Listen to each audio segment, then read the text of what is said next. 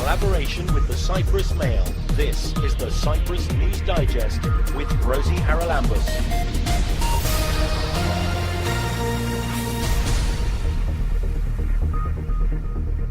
This tends to be the time of year in Cyprus when all sorts of organisations and societies start to have their annual fairs and festivals before the weather warms up too much, and it has warmed up pretty quickly in the last couple of weeks. So this week, instead of looking at the politics so much, we're looking more at the cultural side of Cyprus. And coming up on the programme this week, we visit an award-winning winery in the Paphos Hills. There is, of course, grape varieties that came from abroad and they do produce very good wines, like Shiraz or Cabernet Sauvignon. But you cannot compare them in a way with the indigenous grapes, as the indigenous grapes been to the island for thousands of years and adapted to our climate. We'll hear about an upcoming exhibition of cacti and succulent plants. They are very forgiving and very undemanding plants. They don't need much water, and they don't need much care. And this weekend sees the very first Accordion Festival on the island. It's very full of music because of the basses and the different melodies, because every person of the band have take different part for the melody, and the connection, all of them is beautiful.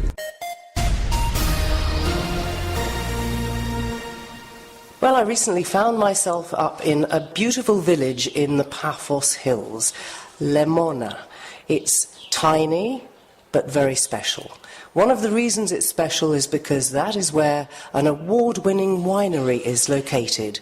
Sangaridis Winery has been winning awards for the last goodness knows how many years. Joining us is Angelos Sangaridis to tell us about the history of the winery, if you will, Angelos. Well, the winery we started with my sister in 2005. Traditionally, well, the whole family for generations had vineyards. That's what my dad used to do, my grandfather, my great-grandfather. But they were selling their grapes to other wineries up to 2005, which with my sister we started this small winery in Lemona. From the beginning we started with the idea of making organic wine. At the moment, we do 5 organic wines in the market. We are the very first winery that ever made organic wine in Cyprus, and we own about 21 hectares of certified organic vineyards. We do follow all the EU regulations, so we can make organic wine. What about your training? I mean, you said your dad made wine, but winemaking when I first arrived in Cyprus many, many years ago was a very different ball game than it is today, and presumably you studied, and the methods you use are partly why you're so successful. Well, actually, up to my dad, we used to sell our grapes to the wine factories, and that's part of the wine history of Cyprus. And if you know a bit about how it used to be, you'll understand why we do make better wines at the moment. Well, we used to remember all those trucks laden with grapes and the notices saying roads slippery with grape juice, because everybody who grew grapes used to sell them to the 4 big wineries in Limassol. Exactly. And it's after the 90s that really small wineries started, and at the moment maybe we're about 70 small wineries, which is a huge number compared to just 4 years ago. Well, my educational background, it has nothing to do with winemaking or viticulture.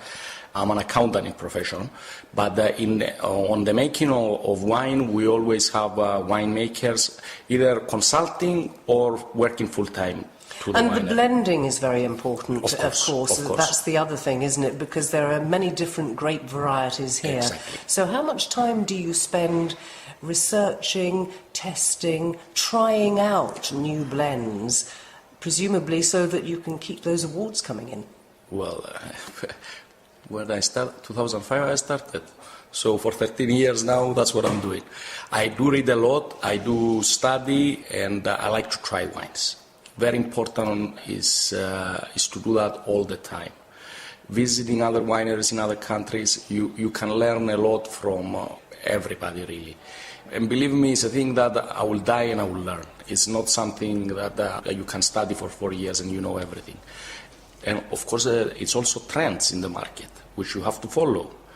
I do remember that in 2005, one good example, I made 2,000 bottles of rosé wine. It took me 2 years to sell them. At the moment, 1/3 of my production is rosé wine, and I'm sold out every year. It's a trend towards rosé. That I have to know as a winemaker. Xinister is very popular. Indigenous grapes at the moment are very, very popular. So we do have to follow the trends of the market. And what about the problems when you introduce new grape varieties with, for example, disease? Disease. Well, of course there are diseases in Cyprus, but vineyards, when we buy the grapes, we buy the healthy grapes. We don't have disease. Yes, sure. What I mean is that when you introduce new varieties of grape into a country Cyprus, where they're not usually found, Xinister is a Cypriot grape. Yes. Whereas there are other grapes now that have been brought in from abroad. Are they more susceptible to problems and disease? No. And if so, how do you counteract that? Many grape varieties that we bring from abroad are adapting to our climate, and some of them not. And believe me, as far as I remember, and from the times of my dad, so many grape varieties came to the island which at the moment we don't use them at all. There is, of course, grape varieties that came from abroad and they do produce very good wines, like Shiraz or Cabernet Sauvignon. But you cannot compare them in a way with the indigenous grapes, as the indigenous grapes been to the island for thousands of years and adapted to our climate. So do you tend to use the indigenous grapes for preference? I do use both. I decided, let's say, which are the grape varieties that I like to use at my winery. And how do you tell, or when you start to do the testing for blending, how can you tell that so much Cabernet might go with Maratheftico, or so much Shiraz, and so on? You know your end product. Let's say I have one vat that has Cabernet Sauvignon and then another vat that has Shiraz. I will make different trials with different percentage, and then I will decide. That's how we do the blend. We do make the blends. And normally the blended wines, they do help you, let's say, the different grape varieties to make a product year in, year out about the same. Because then there you can play. If you are using only one grape variety, you're reliant very much on the year and how the grapes are, aren't you? Or if it's a single vineyard. But we do both. I do use sometimes, like my Chardonnay is 100% Chardonnay. I use only one vineyard. But the quality not really can vary, but you have an exceptionally good year there. And that can happen, let's say, every 10 years. And the rest of the years will be, let's say, just okay or very good. We don't say just okay, very good. So, finally tell me how all these small vineyards have changed village life in places like Lemona. Here we are sitting in your office. I'm sure people can hear in the background the swallows which are feeding their babies just outside the window here. And the view is absolutely stunning. How do the villagers react to the fact that you're not actually bringing a whole load of employment to the village because you're a small winery, but you're bringing visitors to the village on the wine routes and so on. So how has it changed things? In a way, because I do buy grapes for most of the farmers in the village, we are kind of cooperating. And really I work with everybody in the village, and not only my village and the village around here. Of course, as you said, I don't employ 100 people. I employ, let's say, 5-6 people only. But the visitors that will come to me, definitely they will go to the local coffee shop, to the local tavern, and in that way we do support each other, let's say, in a way. So I think that's my return to the village and to the whole area. That is Angelos Tsangaridis from Tsangaridis Winery. You'll find it on the Cyprus wine route if you're coming to the island. And I tell you what, really the views are stunning. Make sure you visit Lemona village. Listen online to the Cyprus News Digest on YouTube or at cyprusmail.libsyn.com. The latest program is uploaded every Friday, and if you missed one, you can catch up there. Coming up on the 13th of May, there is the 11th annual exhibition organised by the Cacti and Succulent Society of Cyprus. We've spoken about these plants before because in our water-hungry country, they're very important. Joining us to explain what happens at the exhibition, because it's not just about showing beautiful flowers, we have with us Kostas Pasiadis, who is the president of the society, and its secretary, Irene Themis. Kostas, let's start with you. The importance of succulents in Cyprus, I know, is something that the society takes very seriously, simply because you can still have a beautiful garden without using the water that is so scarce. That's exactly the importance of this kind of plants. They are very forgiving and very undemanding plants. They don't need much water and they don't need much care. Let's say I water my plants every 15 days. I can do it. I can skip watering and I can water them in 3 weeks. They don't mind. They will take it. You don't have to think about them, and they are beautiful. They're also very prickly, as a rule. I mean, the succulents aren't all, but a lot of the beautiful flowering cacti are, I mean, you've got to wear gloves, I presume, when you're dealing with them. Actually, I don't. Actually, I don't. Rarely, very rarely. If I want to transplant a very big plant, I use gloves. But I do my cleaning without gloves most of the time because I don't take much time doing it. I do it occasionally. I pass by the garden and I see weeds and I take them off. I don't plan. Today I'll do this, tomorrow I'll do this. They don't need much care. Let's come to you, Irene, and tell us a little bit about the other things that are going on during this exhibition. Because while we've seen before, and I think you even have judging, don't you, of some of the plants, and they are absolutely beautiful, but there are other things going on apart from selling succulents and cacti. There's also books and lots of information for people who don't know about these plants. Yes, the exhibition is primarily made up of 2 parts. One of them is the judging of the plants. The judge will be from Greece. He's a very renowned cacti expert, and he will come from Greece especially to judge the exhibition. We have over 20 categories of plants that are in the exhibition. Each category has its own prize. Simultaneously, outside the exhibition, we have a large area where we will have 5 garden centres from all over Cyprus that specialise in cacti and succulents, and they will be selling their products at their show. Also, the society will have its own stand and they will be selling books, t-shirts, tweezers, anything that a cactus grower needs in order to maintain his collection or garden. Tweezers? Kostas doesn't need tweezers. Is that for taking the prickles out? That's for taking any leaves or any dirt or any weeds that actually get attached onto the thorns and cannot be removed otherwise. You've also got a free 8-page leaflet, I understand, yes, called The Smart Garden. Tell us about that and possibly where people who might not be able to actually make it to the exhibition could find a copy. If they call to the society, they can get one. It's some tips about how to make water smart garden.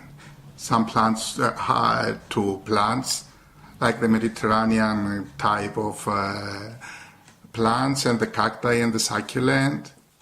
Well, that's it. There's a few basic information on how to be smart with your garden. Share some of that information with us. So how can you make a smart garden apart from planting cacti and succulents? Rather than planting, let's say, the cypresses, the green ones that they bring now, I don't know the names.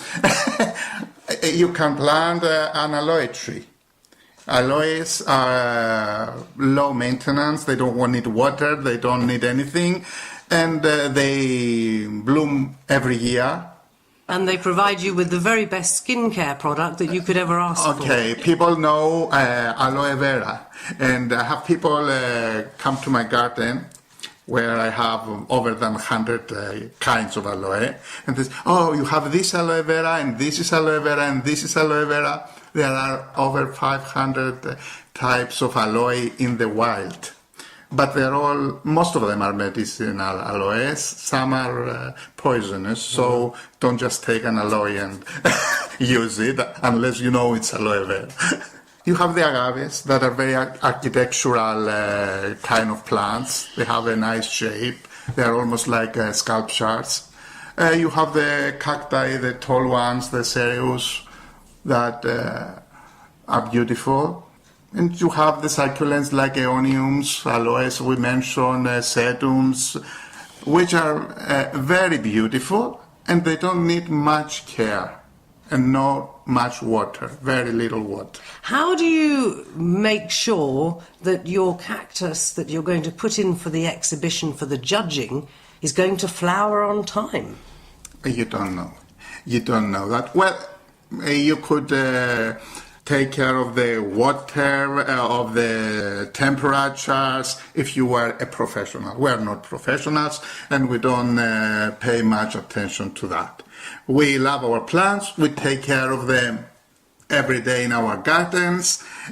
A couple of us only have greenhouses. Most of us we don't have. We take our plants from our garden, our pots, and all we give them is love. It is not always expected for the cacti to be flowering in order to be judged. The judge will judge according to the size, to the beauty, how rare a plant is, how well looked after it is, if it is centrally in the pot, if it's not leaning to one side. He will pay attention to many details, not necessarily to the flowers of the cactus. Right, so if people do want to find out more about the exhibition or to get hold of the leaflet, you said there was a number for them to call.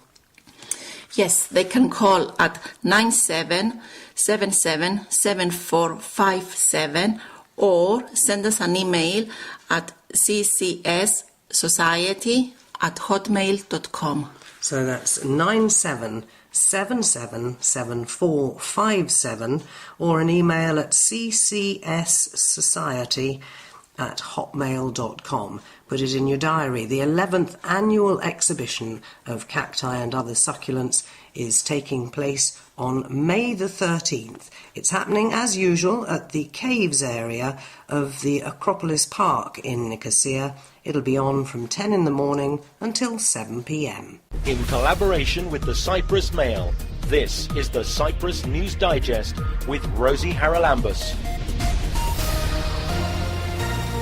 The biggest achievement of Crime Stoppers has been the ability of the public to be able to give information about crime anonymously. There's no way I could have kept prostituting without the drugs. There's no way I could have had my body used like a public toilet, because that's actually what prostitution is. And then the fourth series I started 3 days after I'd won the Oscar, so the whole of the Monarch of the Glen experience was all interplatted with the Gosford Park Oscar experience. I was working with Ronnie James Dio, and David was going to reform Whitesnake in 2003. Cyprus was chosen because Cyprus is a stable, peaceful and secure place. We have to really look closely.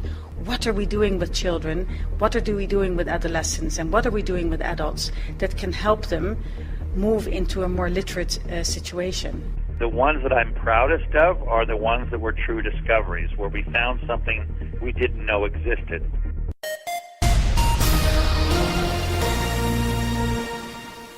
This coming weekend sees the first ever Accordion Festival in Cyprus. It's running from today until the 6th of May at Beraorinis, just outside Nicosia.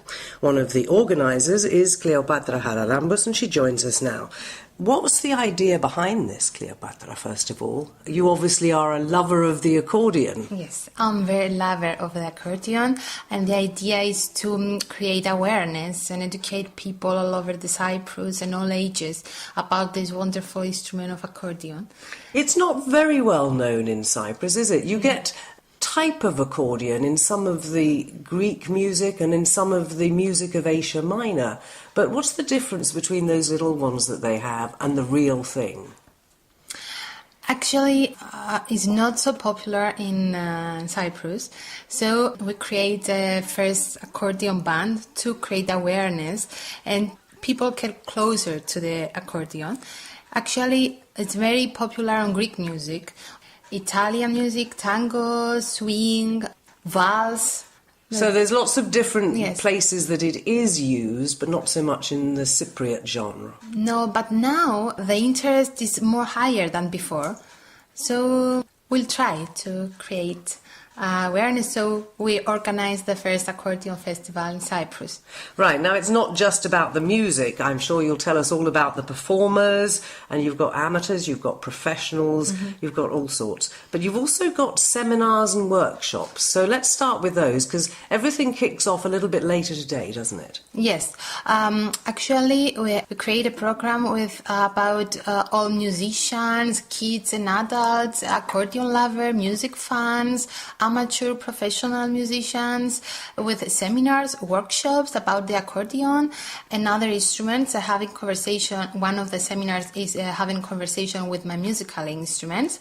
It's addressed with people to learn some instrument. The other workshop is learn about the harmonica. We have a little musical interactive theater for our little ones from 3 years to 12. It's a Leon the Accordion. It's an interactive music theater about kids. And this is all happening, as we said, in a very pretty little village, Peraorinis. Yes. But you've got camping facilities, you've got food. Are you hoping people will come along sometime later today and then stay the weekend? Yes, we have some people who stay the weekend, and the idea is to stay, to enjoy all the festival with all activities, and because after 8.5 every day from 4 to 6 of May, we have live performances at the Platia of Peraorinis. In the square? Yes. So every evening there's a live performance, or lots of live performances, I presume. Yes. How many musicians have you managed to get, and where are they from? Yes, we have 3 musicians from Greece. It's an educator also for the seminars. And we have musician from Cyprus, Vasiliki Anastasiou, singing performance, Angelos Doukas, accordion, our band, a Music Moments Accordion Band, the first band of accordion in Cyprus. Belebok, it's one music band from Athens. Parapera, it's one music band from Peraorinis. Windcraft, the band of the Windcraft, the junior band and the Windcraft Loud. The Young Volunteers Choir.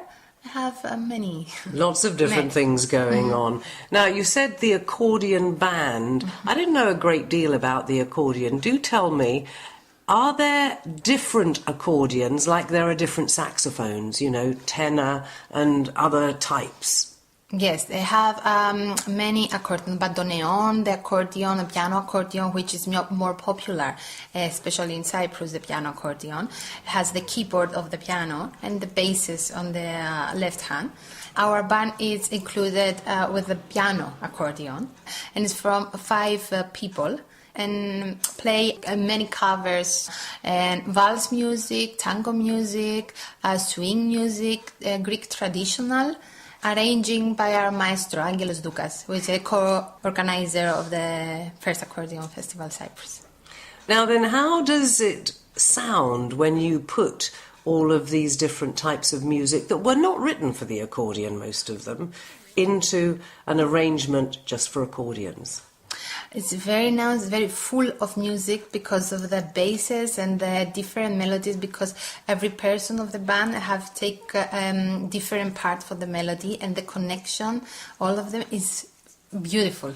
How long did it take you to put it all together with the band, for example? How long have you been rehearsing? Okay, it takes work. From 2015, we created the band 2015. I'm a pianist, but when I heard the accordion, I loved it and I started to play. And how easy is it to transfer your knowledge of piano to a piano accordion? I think it's easier if you learn some instruments, especially piano, because you have the same keyboard on your right on the accordion. So the different part, it was the left hand. All the knobs. Yes, because you can't see. When you play, you can't see. Only you feel the basses. So you have to learn the position. It's not so easy, but it's okay. And you're obviously hoping, because you're encouraging children to come along during the weekend, you hoping that a lot of them may never have heard the accordion. Will they have a chance to pick one up and try it? Yes, they have the challenge to see the accordion. We have small ones and big one accordion to show them, to play with educators, with us, and to know, because it's very beautiful instrument. So it's an opportunity to everyone to listen and to educate about the accordion, the history of the accordion, and the sound. Now, tell us where people can find out more if they want to get down there. If not for the whole weekend, maybe they want to pop in during the day over the weekend or whatever. You've got a website, and I think you've also got a Facebook event. Yes, we have a website, CyprusAccordionFestival.com. We have a Facebook page, Cyprus Accordion Festival also. And we have event that we post everything, every details on it. We have on the spot available stalls with food, drinks, and arts and crafts for the people of the village. Okay, you can find us on mobile phone for more details. 99171752. 99171752, or go to CyprusAccordionFestival.com, or try putting that into Facebook, where the event is for this weekend's Pera Orinis first ever Cyprus Accordion Festival. Get in touch with the Cyprus News Digest by emailing cyprusnewsdigest@gmail.com.